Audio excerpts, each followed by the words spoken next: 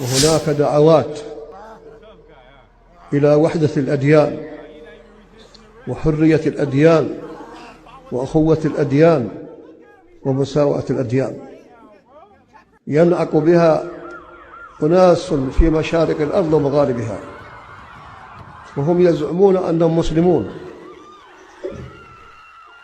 والآيات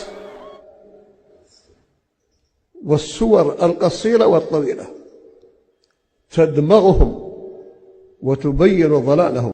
أحسن الله إليكم فضيلة الشيخ. هذا سائل يقول: ما رأيكم بالمقولة التي تقول: زرت بلاد الغرب فوجدت إسلاما ولم أجد مسلمين، وزرت بلاد الإسلام فوجدت مسلمين ولم أجد إسلاما؟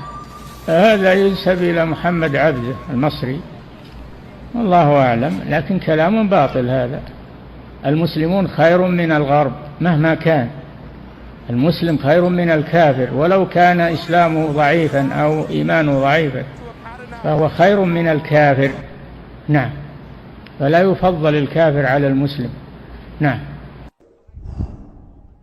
دعوات إلى الإلحاد، إلى وحدة الأديان، إلى حرية الأديان تنشر في الصحف وفي الإنترنت وما كثيرة. كم يضلوا من الناس، كم يضلوا من الناس، فعليهم إثمهم وإثم من يتأثر بهم ويتبعهم إلى يوم القيامة.